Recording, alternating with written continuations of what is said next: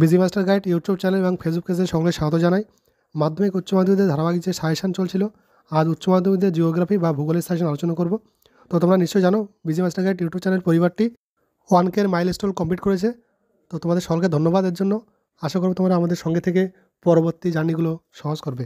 তো চলো আমরা জেনে নেই উচ্চ মাধ্যমিকদের ভূগোলের সাজেশন। এখানে কিন্তু চ্যাপ্টার ওয়াইজ একদম লাস্ট মিনিট সাজেশন কয়েকটি কোশ্চেন তুলে ধরা হয়েছে, তোমরা খেয়াল করো। প্রথম চ্যাপ্টারে প্রাকৃতিক ভূগোলের যে পার্ট, বহির্জাত প্রক্রিয়া ও সৃষ্ট ভূমিরূপ, সেখানে থাকছে 1 নম্বর কোশ্চেন অবরোহণ ও আরোহণের পার্থক্য লেখো অথবা সংজ্ঞা দাও।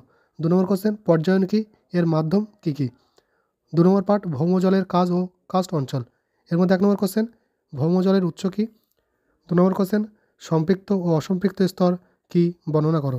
3 নম্বর কোশ্চেন টিকা লেখো একুইফার, আর্টেজিয়া কূপ, গিজার, ভক্সিয়ান প্রস্রবণ। 4 নম্বর কোশ্চেন প্রস্রবণ কাকে বলে, বিভিন্ন প্রকার প্রস্রবণের সম্পর্কে লেখো। 5 নম্বর কোশ্চেন ভৌমজলের নিয়ন্ত্রকগুলো কী কী, কাস্ট ভূমিরূপ গঠনের শর্তগুলো উল্লেখ করো। 3 নম্বর পার্ট সামুদ্রিক প্রক্রিয়া ও সংশ্লিষ্ট ভূমিরূপ, তার মধ্যে থাকছে 1 নম্বর কোশ্চেন পার্থক্য লেখো সোয়াশ ও ব্যাকওয়াশ, গঠনকারী তরঙ্গ ও বিনাশকারী তরঙ্গ, সম্মুক্তঠমি পশ্চাৎঠমি, উত্থিত ও নিমজ্জিত উপকূল। 2 নম্বরে টিকা রাখছি কটা প্রবাল প্রাচীর, অ্যাটল, ফিয়ার্ড উপকূল, ডালমেশিয়ান উপকূল। 3 নম্বর কোশ্চেন প্রবাল প্রাচীর গঠনের শর্তগুলো কী কী। 4 নম্বর কোশ্চেন তরঙ্গ সমুদ্র তরঙ্গ ক্ষয় বা সঞ্চয়ের গঠিত ভূমিরূপগুলি উল্লেখ করো। 2 নম্বর চ্যাপ্টার ক্ষয়চক্র, এখানে 1 নম্বর কোশ্চেন থাকছে ডেভিসের ত্রয়ী বলতে কী বোঝো, স্বাভাবিক ক্ষয়চক্র ও শুষ্কতার ক্ষয়চক্রের মধ্যে পার্থক্য লেখো। 3 নম্বর কোশ্চেন নদীর পুনর্জীবন লাভ বলতে কী বোঝো। 4 নম্বরে নদীর ক্ষয়ের শেষ সীমানা বলতে কী বোঝো।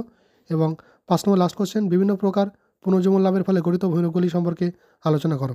তোমরা নিশ্চয়ই সিলেবাস জানো যে তোমাদের 7টি বড় কোশ্চেন লিখতে হয়, কিন্তু 7 নম্বর একেবারে কোশ্চেন আসে না, পার্ট 4, 3, 5, 2 এভাবে পার্ট আসে, সেই জন্য কিন্তু অনেকগুলো ছোটো বড়ো কোশ্চেন রাখা হচ্ছে, খেয়াল করো। 3 নম্বর চ্যাপ্টার জল নির্গমন প্রণালী, 1 নম্বর কোশ্চেন জল নির্গমন প্রণালীর নিয়ন্ত্রকগুলো কী কী।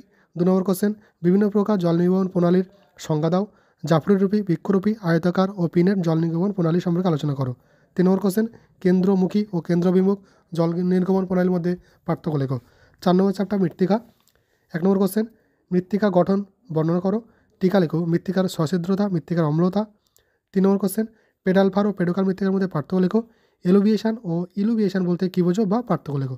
4 নম্বর কোশ্চেন সংজ্ঞা দাও ক্যালসিফিকেশান, পর্জলাইজেশন, গ্লেইজেশন, অ্যালকালাইজেশন, ল্যাটারাইজেশন। 5 নম্বর কোশ্চেন মৃত্তিকা গঠনের সক্রিয় ও নিষ্ক্রিয় নিয়ন্ত্রকগুলি আলোচনা করো। নেক্সট মৃত্তিকা পরিলেখ কি, একটি আদর্শ মৃত্তিকার পরিলেখ বর্ণনা করো। 7 নম্বর কোশ্চেন মৃত্তিকা ক্ষয়ের কারণগুলি লেখো অথবা মৃত্তিকা সংরক্ষণের পদ্ধতিগুলি উল্লেখ করো।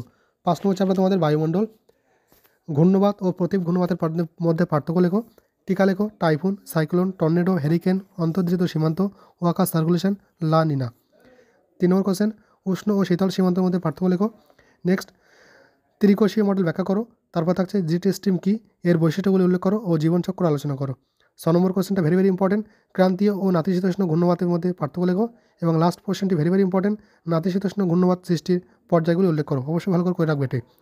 নেক্সট 6 নম্বর পার্ট জীব বৈচিত্র্য, 1 নম্বরের টিকা লেখো জীব বৈচিত্র্য, হটস্পট, ডাটা বুক, ইনসিটু ও এক্সিটু সংরক্ষণ।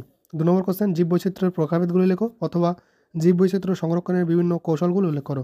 7 নম্বর তোমাদের চ্যাপ্টার দুর্যোগ ও বিপর্যয়, 1 নম্বর কোশ্চেন সংজ্ঞা লেখো সুনামি, খরা, বিপন্নতা, দুর্যোগ ও বিপর্যয়ের সংজ্ঞা লেখো।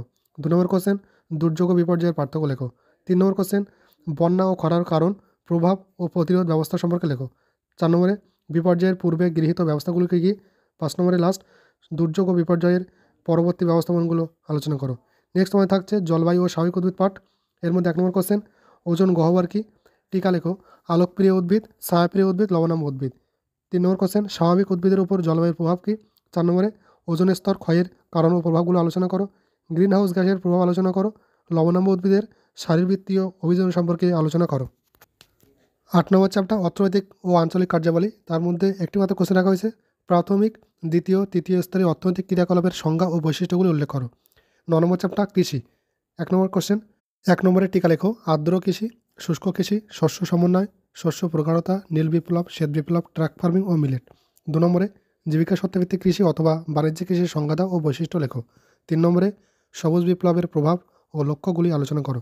4 নম্বরে ব্যাপক কৃষি ও প্রগাঢ় কৃষির মধ্যে পার্থক্য লেখো। 10 নম্বর চ্যাপ্টার তোমাদের শিল্প, 1 নম্বর কোশ্চেন শিল্পের শ্রেণীভাগ করো, শিল্পের স্থাপনের কারণ ও নিয়ন্ত্রকগুলো লেখো। 2 নম্বর কোশ্চেন ওয়েবারের শিল্প অবস্থান সম্পর্কিত তথ্যটির সমালোচনা সহ আলোচনা করো। 3 নম্বর কোশ্চেন, রুড়কি পূর্ব ও মধ্য ভারতে লৌহ ইস্পাত শিল্পের একদেশী ভবনের কারণগুলি উল্লেখ করো। তোমাদের 13 নম্বর চ্যাপ্টার জনসংখ্যা ও জনবসতি। তাই কিন্তু তোমরা ইম্পর্টেন্ট অবশ্যই কোশ্চেনগুলো পেয়ে যাবে, আর কোশ্চেনগুলো খুবই সহজ। 1 নম্বর কোশ্চেন, কাম্য জনসংখ্যা, জনসংখ্যা বিস্ফোরণ, জনসংখ্যা অভিক্ষেপ, জনঘনত্ব, মানবজমি অনুপাত এবং জনস্বল্পতা এগুলো টিকা লেখো।